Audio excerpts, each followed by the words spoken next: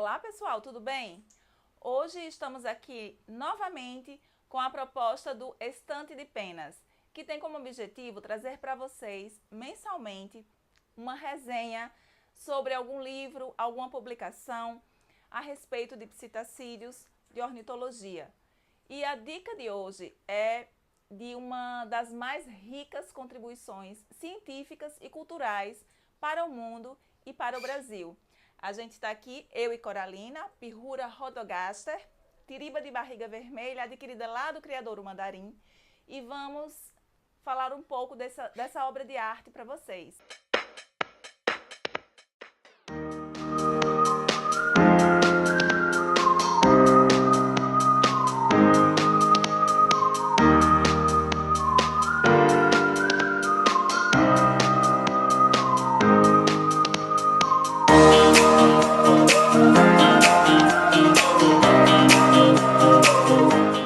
Hoje vai falar sobre essa obra, Terra Papagalis, do artista plástico Eduardo Bretas e do cientista Luiz Fábio Silveira.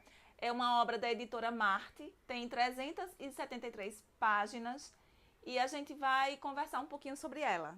Esse livro é, na verdade, uma grande obra de arte.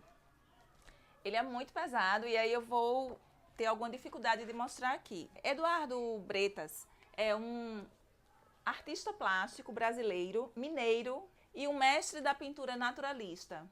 Enquanto que Luiz Fábio Silveira é um cientista, um biólogo, que é simplesmente o curador da maior coleção de aves do Brasil no mundo, que pertence ao Museu de Zoologia da USP. Esse é um trabalho que durou 8 anos para ser concluído e tem como tema, tem como título Terra Papagalis, que é uma referência ao Brasil no século XVI, a primeira carta náutica que cobria o mundo em 1516, onde denominava o Brasil como Terra Papagalis. Araras e papagaios eram sempre presentes nas representações de mapas em relação à América tropical e eram assim presença obrigatória nos mapas que se referiam, que retratavam o Brasil. E lá na Europa, nessa época do século XVI, o Brasil era principalmente conhecido como Terra Papagalis. Por isso, a referência, o título do livro vem dessa época. É uma referência histórica à denominação que era encontrado o Brasil nos mapas na época do século XVI. Sempre estavam presentes, inclusive com desenhos de araras, mas eu vou ficar mostrando ao longo da minha fala algumas imagens do livro, poucas imagens em relação à riqueza de imagens que ele tem. O livro aborda com mapas e explicações históricas, relatos da época, tudo referente aos psitacídeos, aos psitaciformes. Ele relata também sobre a distribuição geográfica dos psitaciformes no mundo. E há evidências, segundo o livro, de estudos científicos que comprovam que os psitaciformes já existiam no mundo há cerca de 50 a 60 milhões de anos, o que nos leva a concluir que muito antes dos seres humanos habitarem o planeta. O livro trata também da importância dos psitaciformes ao longo da história, porque há um trecho em que ele diz que os papagaios e periquitos eram símbolo de grande status na época da antiguidade, porque na sociedade europeia era muito distante as terras de onde vinham essas aves, e era um símbolo de grande status e poder quem tivesse um papagaio, um periquito na época. Segundo o biólogo Luiz Fábio Silveira, o objetivo da obra é apresentar para o leitor, seja ele amante das artes, das aves ou da natureza em geral, a riquíssima e variada fauna brasileira de papagaios, araras e periquitos. O livro fala também sobre a importância da conservação da biodiversidade brasileira e mundial, mas ele se refere principalmente a brasileira, como um dos requisitos para a manutenção de tantas espécies como temos aqui em nosso Brasil. Para vocês terem a ideia da riqueza de informações do livro, ele traz o guia de navegação bilíngue. Aliás, todo o livro é bilíngue, em português e em inglês. E aqui ele traz informações sobre o nome científico, o cientista que descreveu a espécie, o ano em que foi descrita e o nome popular, em português e em inglês. Traz também o sexo da espécie, a localidade e data da coleta e o número de tombo na coleção de aves do Museu de Zoologia da Universidade de São Paulo.